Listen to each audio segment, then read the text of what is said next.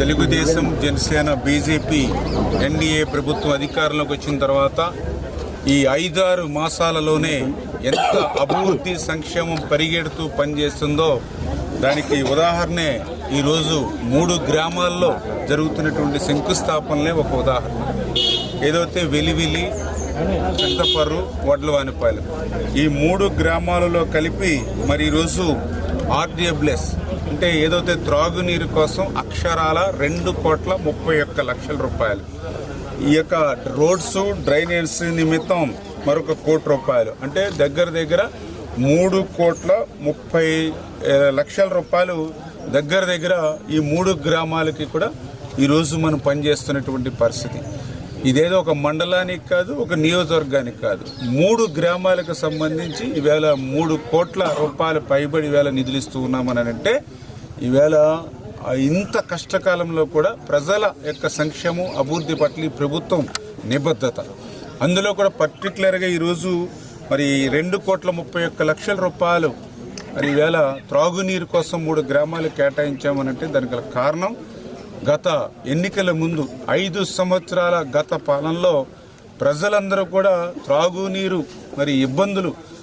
వచ్చేటువంటి నీళ్ళన్నీ కూడా కల్లాపు వేసుకోవడానికి, మొక్కలకి నీళ్ళు వేసుకోవడానికి తప్ప త్రాగడానికి పని చేయట్లేదని ఏదైతే మహిళలందరూ కూడా మాకు గ్రామాన మొరపెట్టారో ఈవేళ అధికారంలోకి వచ్చాక వాళ్ళకి ఏదైతే మాట ఇచ్చామో ఆ మాట నిలుపుకునేటువంటి విధంగా మరి ఈరోజు ఏదైతే వెలివిలి గ్రామానికి 55 లక్షల రూపాయలు, అదేవిధంగా మన చింతపర్రు గ్రామానికి సంబంధించి 1,28,00,000 రూపాయలు, వడ్లవానిపాలెం గ్రామానికి సంబంధించి మరి 48 లక్షల రూపాయలు అక్షరాల మరి ఈ యొక్క ఓహెచ్ఆర్లు నిర్మాణం చేసుకోవడానికి, శివారు ప్రాంతాలకి పైప్ లైన్లు వేసుకోవడానికి, ఫిల్టర్ బెడ్లు కూడా మైక్రో ఫిల్టర్ బెడ్లు మరి వాళ్ళకి తయారు చేసుకోవడానికి ఈరోజు ఒక సురక్షితమైనటువంటి త్రాగునీరు ఇచ్చేటువంటి విధంగా ఈ నిధులు మంజూరు చేయడం జరిగింది. ఎందుకంటే వాళ్ళు ఆరోగ్యంగా ఉండాలి అంటే ఖచ్చితంగా సురక్షితమైన త్రాగునీరు ఇవ్వాలనే ఈ ప్రయారిటీ అని చెప్పి సందర్భంగా తెలియజేసుకుంటూ మరి ఈ రకంగా ఈ 5-6 నెలల్లోనే 14 లక్షల కోట్ల అప్పు ఈ ఆంధ్రప్రదేశ్ రాష్ట్రం మీద ఉన్నటువంటి స్థితిలో కూడా మరి ఇంత పెద్ద ఎత్తున అభివృద్ధి సంక్షేమం మరి పాలన చేస్తూ ఉంటే మరి ఈవేళ జగన్మోహన్ రెడ్డి ఓర్వలేనిటువంటి తనంతో ఏదైతే ఈ ఆంధ్రప్రదేశ్ రాష్ట్రంలో ఒక పక్క రాజధాని నిర్మాణం ప్రారంభమైంది, ఇంకొక పక్క పోలవరం ప్రాజెక్టు కూడా రేపు 2027 డిసెంబర్కి పూర్తి చేయాలనే లక్ష్యంతో పనిచేస్తూ ఉన్నాం. ఈ రాష్ట్రం నుంచి ఏవైతే పరిశ్రమలు, పారిశ్రామికలు గత 5 సంవత్సరాల పాలన నుండి ఈ రాష్ట్రం నుంచి ఇతర రాష్ట్రాలకు ఏవైతే పారిపోయారో మళ్ళీ ఆ కంపెనీలన్నింటినీ కూడా మళ్ళీ వెనక్కి తీసుకొచ్చి మళ్ళీ ఇక్కడ పరిశ్రమలు, పారిశ్రామికల ద్వారా విద్య, ఉద్యోగ, ఉపాధి అవకాశాలు ఏవైతే యువతకు కల్పించాలనే ఆలోచనతో ఏదైతే ముందుకు సాగుతూ ఉన్నామో, మరొక పక్క మరి జగన్మోహన్ రెడ్డి రద్దు చేసినటువంటి అన్నా క్యాంటీన్లు 200 మళ్ళీ ఈ రాష్ట్రంలో ఏదైతే ప్రారంభించామో, యువతకి ఉద్యోగ అవకాశాల కోసం డిఎస్సి నోటిఫికేషన్ ఏదైతే ఇచ్చామో, ఇట్లా పెద్ద ఎత్తున మహిళలకు 3 గ్యాస్ సిలిండర్లు ఉచితంగా ఫ్రీగా ఏదైతే అందజేస్తూ ఉన్నామో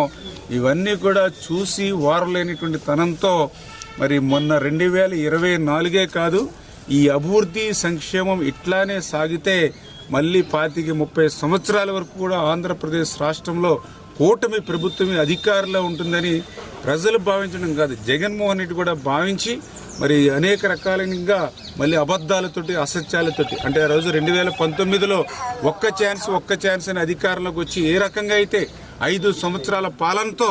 20 సంవత్సరాలకి వెనక్కి ఆంధ్రప్రదేశ్ని ఏ రకంగా అయితే నెట్టేశాడో మళ్ళీ అటువంటి అబద్ధాల, అసత్యాలతోటి తన పత్రిక ద్వారా తన అసత్య అబద్ధపు మరి అవినీతి ఛానల్ ద్వారా ఈరోజు ప్రజలకు ముందుకు వచ్చేటువంటి ప్రయత్నం ఏదైతే జగన్మోహన్ రెడ్డి చేస్తున్నాడో దాన్ని కూడా మీరందరూ కూడా గమనించాలి. ఎందుకంటే ఈరోజు పరిశ్రమలు పెట్టమని, పెట్టుబడులు పెట్టమని ఈవేళ పారిశ్రామికవేత్తల్ని మరి సాక్షాత్తు చంద్రబాబు నాయుడు గారు, పవన్ కళ్యాణ్ గారు, లోకేష్ బాబు గారు అడుగుతూ ఉంటే వాళ్ళు ఒకటే చెప్తూ ఉన్నారు, మళ్ళీ జగన్మోహన్ రెడ్డి రాడనే ఒక గ్యారంటీ మీరు ఇవ్వండి అని చెప్తూ ఉన్నారు. ఎందుకంటే ఇప్పుడు మీరున్నారని చెప్పి మేము కోట్ల రూపాయలు వెచ్చించి ఇక్కడ పరిశ్రమలు పెడతాం, రేపొద్దున మళ్ళీ ప్రజల్ని ఏమార్చి మళ్ళీ ఒక్క ఛాన్స్ మోసం చేసి మళ్ళీ అతను అధికారంలోకి వస్తే మళ్ళీ మేము బుట్టా గిట్టా సర్దుకుని బయటికి పోవాల్సి ఉంది. మరి రాష్ట్రంలో ప్రభుత్వాలు మారినా, పార్టీలు మారినా, పాలసీలు మారడం ఎప్పుడూ చూడలేదు. మరి జగన్మోహన్ రెడ్డి పాలనలోనే ఆ రకంగా విధ్వంసం మేము చూసినటువంటి పరిస్థితి ఉంది, ఇంకా దాన్ని మేము మర్చిపోలేదు అని వేళ మరి ఈ రాష్ట్రంలో పెట్టుబడులు పెట్టాలంటే మరి జగన్మోహన్ రెడ్డిని చూసి భయపడేటువంటి పరిస్థితిలో ఉన్నారని అంటే గత 5 సంవత్సరాల్లో ఎంత విధ్వంసకరమైనటువంటి పాలన జరిగిందో మనందరికీ అర్థమవుతున్నటువంటి పరిస్థితి. అందుకే ప్రజలందరూ కూడా మరొక 20-30 సంవత్సరాల పాటు ఈ అభివృద్ధికి సంక్షేమానికే మీరు ఓటేసి ఇక్కడ ఈ ప్రభుత్వాన్ని శాశ్వతంగా మనం ఉంచితే రేపు భవిష్యత్తులో 2047 కల్లా ఆ విజన్ ఆంధ్రప్రదేశ్ మళ్ళీ పూర్తయి మన ప్రపంచంలోనే మన రాష్ట్రం అగ్రగామిగా ఉండేటువంటి విధంగా ప్రజలందరూ